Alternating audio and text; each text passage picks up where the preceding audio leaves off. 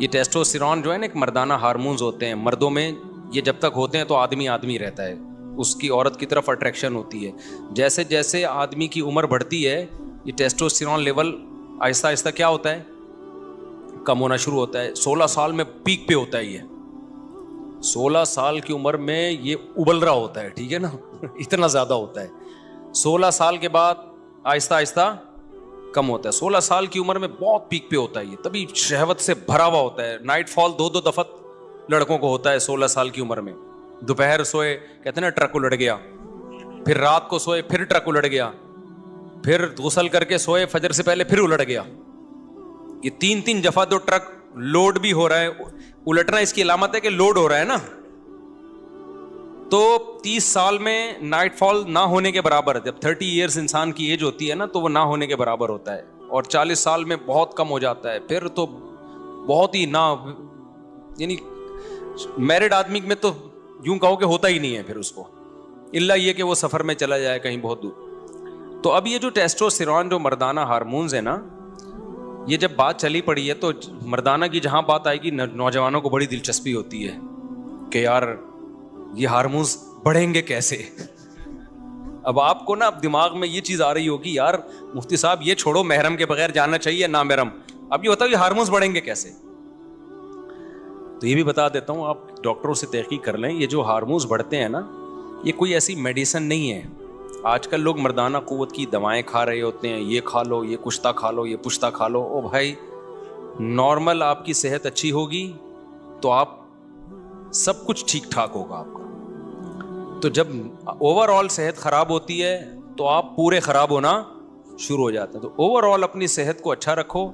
اس میں سب سے اہم چیز یہ ہے چینی چھوڑ دو, کوکنگ آئل بولو بھائی چھوڑ دو. یہ جو آپ کوکنگ آئل کھا رہے ہو پکا پکا کی چیزیں, یہ کیا کرو چھوڑ دو. چینی کیا کرو, آپ طاقت بنانا چاہتے ہو کھا کے, کھانے سے نہیں بنے گی, کچھ چیزیں چھوڑنی پڑیں گی. جب کچھ چیزیں چھوڑو گے تو جو کھا رہے ہوگے وہ ٹھا کر کے باڈی کو لگیں گی. ہوتا یہ کہ ہم جو میٹھا زیادہ کھاتے ہیں نا پھوڑتے پھاڑتے رہتے ہیں. روٹی میں بھی کاربوہائیڈریٹ بہت زیادہ ہے, چاول میں بھی بہت زیادہ ہے. جب یہ دیکھو یہ جم میں جاتے ہیں, یہ میری بات کی تائید کریں گے, یہ ہمارے ایک زمانے میں انگلش کے ٹیچر تھے یہ, تو کچھ دن میں نے ان سے انگلش پڑھی ہے, یہ بھی میری بات کی تائید کریں گے. لیکن آپ ڈاکٹروں سے پوچھ لیں وہ تائید کریں گے. جب ہم شوگر والی چیزیں زیادہ کھاتے ہیں نا, جو فل کارب ڈائٹ ہے, چاول, روٹی اور اللہ بھلا کرے آلو میاں آپ زیادہ کھاؤ گے نا تو اس سے ہوتا یہ ہے کہ ہماری باڈی کا شوگر لیول بڑھتا ہے. پھر انسولین نکلتی ہے اس کو کنٹرول کرنے کے لیے. تو ہماری باڈی سارا دن شوگر ہی کے خلاف فائٹ کرتی رہتی ہے. جو باڈی کو اور بہت ساری چیزیں چاہیے نا, کچھ جذب کرے ہماری باڈی میں, آئرن جذب ہو, جو بہت سارے منرلز ہیں, وائٹامنز ہیں, وہ جگہ نہیں بنا پاتے اپنی, سمجھتے ہو, وہ جگہ نہیں بنا پاتے. دیکھو اس کی مثال ایسے ہے جیسے لوگ دودھ پیتے ہیں نا ناشتے کے بعد. اب آپ نے 2 پراٹھے کھا لیے, اب جب آپ 2 پراٹھے کھا کے دودھ پیو گے تو دودھ آپ کی باڈی کا حصہ بنے گا؟ وہ تو پراٹھوں سے بھر گئی ہے نا باڈی کو, تو وہ پراٹھے ایڈجسٹ ہونے میں ہی 6 گھنٹے لگا دے گی. وہ کیا خیال ہے پراٹھے ہضم ہونے میں؟ تو وہ باقی چیزیں تھوڑی اس کو موقع ملے گا. تبھی آپ نے دیکھا ہوگا اکثر حکیم لوگ دوا بتاتے ہیں جی صبح نہار منہ کھانی ہے. وہ کیوں بتاتے ہیں؟ صبح نہار منہ آپ کا معدہ خالی ہوتا ہے, وہ قوت جاذبہ اس میں ہوتی ہے, جذب کرنے کی طاقت اور صلاحیت ہوتی ہے. جو چیز ڈالیں گے وہ ٹھا کر کے جذب کرے گا. تبھی افطار میں ہم جو کھاتے ہیں جزو بدن بن جاتا ہے وہ, کیونکہ معدہ خالی ہوتا ہے اور باڈی میں شوگر نہیں ہوتی, ہماری شوگر کی کمی ہوتی ہے تو وہ باڈی مانگ رہی ہوتی ہے. تو جو ڈالیں گے نا باڈی کے اندر کھائیں گے وہ جزو بدن بنے گا. اب جب آپ نے روٹی چاول اپنی خوراک میں زیادہ بنایا ہوا ہے, زیادہ حصہ کھا رہے ہیں, تو شوگر کو ہضم کرنے میں ٹائم لگتا ہے. انسولین جو ہم ٹون ہو جاتے ہیں نا میٹھا کھا کے, آپ نے دیکھا کہ میٹھا کھا کے ہم ٹون ہوتے ہیں نا, وہ ٹون ہونے کی ایک وجہ یہ بھی ہے کہ ہماری باڈی کو ورک کرنا پڑتا ہے. تو باڈی کا سارا بوجھ جو ہے وہ شوگر کو کے لیول کو کنٹرول کرنے میں لگ رہا ہوتا ہے.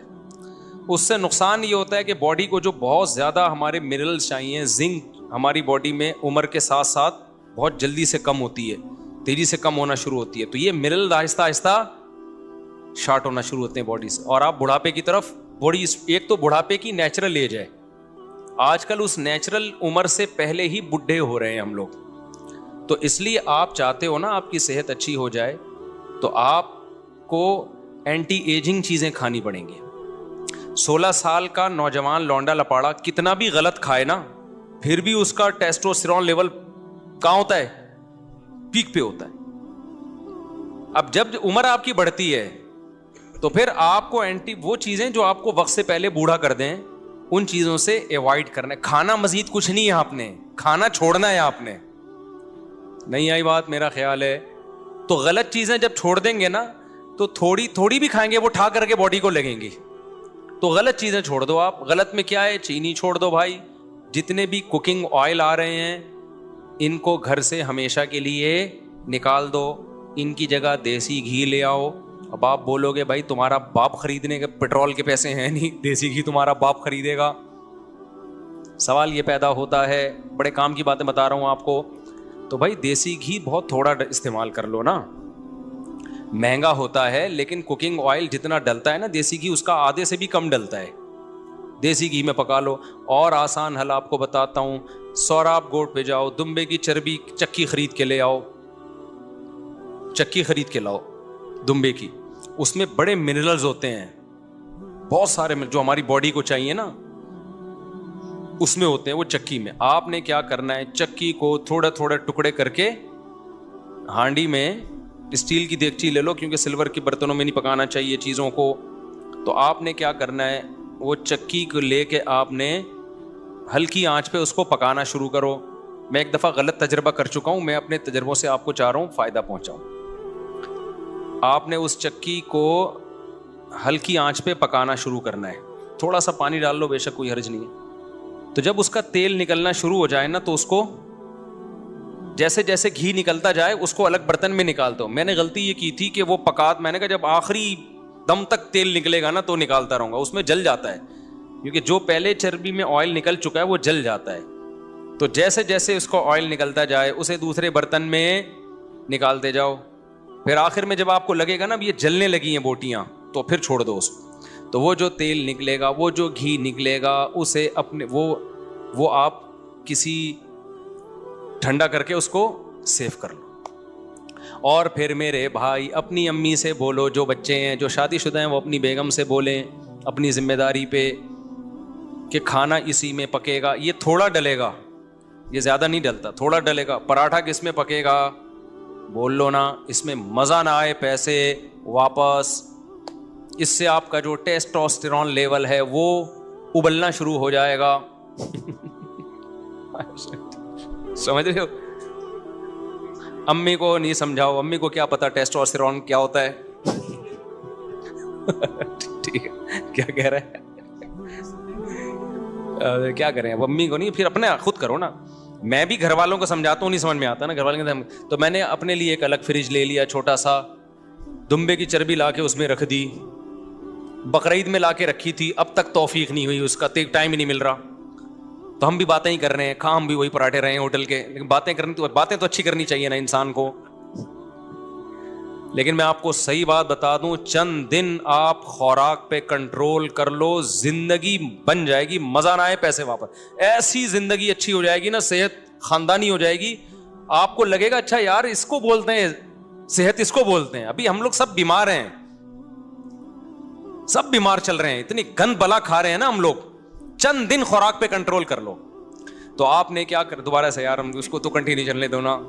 अच्छा, मैंने ये किया था, हमने इस दफा ऊंट कुर्बान किया ना, उसमें बहुत थोड़ी चर्बी निकली, तो मैंने ऊंट की चर्बी का घी निकाला। मैंने व्लॉग नहीं बनाया उसका, लेकिन बनाना चाहिए था।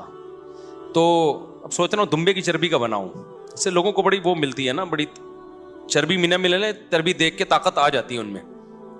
तो ऊंट की चर्बी का मैंने बनाया था, उसको काट काट के ना चर्बी को उसी तरह पका के। ऊंट में चर्बी बहुत थोड़ी होती है, तो 2 बोतलें इतनी बड़ी बड़ी घी निकल आया था उसका। तो मैं जिस होटल से पराठे मंगवाता हूँ ना, मुझे होटलों के पराठे पसंद हैं, तो उस होटल वाले को मैंने वो घी रखवा दिया उसके पास कि इस चर्बी में पराठा बना के दो।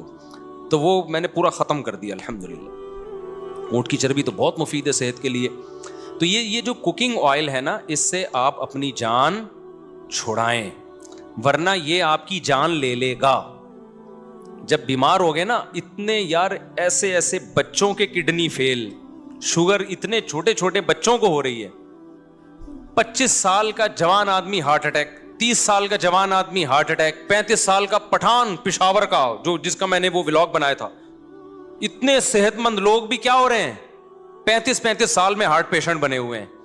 تو یہ انہی گند بلا کھا کے تو بنے ہوئے ہیں. تو آپ نے کیا کرنا ہے, چینی سے جان چھڑانی ہے, اور میٹھے سے, صرف چینی نہیں ہے, میٹھا زیادہ چھوڑ دو آپ. اور دوسرا کیا کرنا ہے آپ لوگوں نے, آئل سے کیا کرنی ہے, جان چھڑانی. تو جاؤ وہاں سے, یہ جو جتنے بھی ویجیٹیبل کے آئل ہوتے ہیں نا, جو جیسے سرسوں کا تیل ہے یا اس طرح کے, یہ پکائے نہیں جاتے. اب پکائے بغیر مزہ نہیں آتا کھانے میں, تو پکانے سے نا ان کی تاثیر ختم ہو جاتی ہے, ان کی تاثیر چینج ہو جاتی ہے. تو پکانے کے لیے اللہ نے صرف جانور کا فیٹ رکھا ہے, یہ دمبے کی, کیونکہ گوشت اللہ کو پتا تھا پکائے بغیر نہیں کھایا جاتا. تو اللہ میاں نے کیا کیا, جانور کے اندر ہی چربی پیدا کر دی, تاکہ اللہ کی طرف سے جو ہمیں گوشت کی صورت میں گفٹ ملا ہے وہ پورا گفٹ ہو جائے.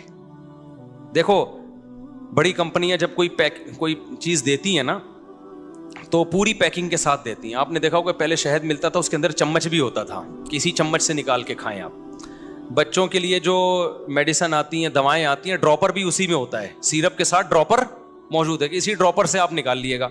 تو اللہ میاں نے جانور کے اندر چربی اس لیے رکھی ہے کہ کوکنگ آئل تو آج ایجاد ہوئے ہیں نا, گوشت تو صدیوں سے کھایا جا رہا ہے.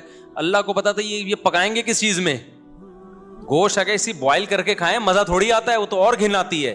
گوشت کا تو جب تک آئل نہ ڈالیں, کوئی چکنائی نہ ڈالیں, پکتا ہی نہیں ہے, وہ صحیح ذائقہ ہی نہیں آتا اس میں. تو اللہ میاں نے کیا کیا, اللہ میاں نے بہت انڈونیشین زبان میں ان کو ترجمہ کر کے پتا چل جائے, تاکہ ان کو بھی پتا چلے اللہ میاں کیا کیا کر رہے ہیں, ٹھیک ہے نا. ان کو بھی بتائیں بھائی انڈونیشیا زبان میں, ملائی زبان میں ترجمہ کر کے. ملائی تو ملیشیا کی زبان ہے. اچھا خیر, ان کو ملائی کی فضیلت بھی بتائیں.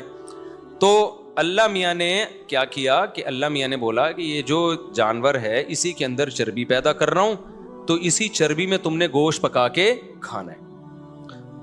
اچھا, یہ اتنی بڑی نعمت ہے چربی, جانور کی میں جو چربی ہوتی ہے نا, فیٹ ہوتا ہے, اتنی بڑی نعمت ہے کہ اللہ تعالیٰ کو نے جب یہودیوں نے اللہ کو بہت, موسیٰ علیہ السلام کو تنگ کیا اور اللہ کے حکام کی دھجیاں اڑائی نا یہودیوں نے.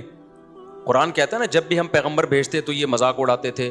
تو اللہ میاں نے یہودیوں سے کہا کہ تمہاری توبہ قبول ہوگی اس وقت کہ میں تم پہ کچھ چیزیں بطور سزا کے حرام کر رہا ہوں. اب تمہاری توبہ تو قبول ہوگی لیکن دنیا میں سزا ملے گی. تو اللہ میاں نے کیا کہا, یہودیوں پر جانوروں کی چربی حرام کر دی. تو چربی جو حرام ہوئی ہے یہ بہت بڑی نعمت تھی جس سے اللہ نے یہودیوں کو محروم کیا. وحرمنا علیہم شحومہما, اللہ کہتے ہیں ہم نے اونٹ کی چربی, گائے کی چربی ان پہ حرام کر دی, جانوروں کی چربی, کہ گوشت اب چربی میں نہیں پکانا تم نے. تو آپ مجھے بتاؤ, اگر یہ جانوروں کا جو فیٹ ہے یہ انسان کے لیے نقصان دہ ہوتا تو اللہ اس نعمت کو یہودیوں سے چھینتے ہیں بھائی؟ بلکہ اللہ, یہودی کہتے ہیں اللہ تو ہم پہ اتنا مہربان ہے, ہم گناہ کر رہے ہیں اور تو نے ہم پہ چربی حرام کر دی تاکہ ہم فیٹ کے بغیر گوشت کھائیں اور لائف کو کیا کریں, انجوائے کریں. اللہ کو پتا تھا اس چربی میں وہ کچھ ہے جو گناہگاروں کے لیے سوٹیبل نہیں ہے, مت کھاؤ, مزے کی چیز ہے, تمہیں پابندی ہے تم پہ کھانے پہ, سمجھتے ہو؟ تو اس کا پتہ چلتا ہے کچھ ہے اس میں. ہم نے کیا کیا, ہم سے کچھ ایسے گناہ ہوئے کہ ان گناہوں کی وجہ سے اللہ نے کہا تم پہ ایسے حرام کروں گا کہ تمہیں ندامت بھی نہیں ہوگی. وہ اللہ تعالیٰ نے ایسا کیا کہ ہم سے جب گناہ ہوئے نا, تو اللہ تعالیٰ نے جو کوکنگ آئل والی کمپنیاں ہیں نا ان کو کہا, اللہ میاں نے ان کے دل میں یہ بات ڈالی کہ تم لوگ ڈبوں والا تیل نکالو مارکیٹ میں, لوگ خود بخود یہ جانوروں کی چربی چھوڑ کے ڈبے پہ سیٹ ہو جائیں گے آ کے, اور جانوروں کی چربی میں کہیں گے اسمیل آ رہی ہے. اس سے کیا آ رہی ہے؟ اسمیل آ رہی ہے. بیٹا یہ چربی ہٹا کے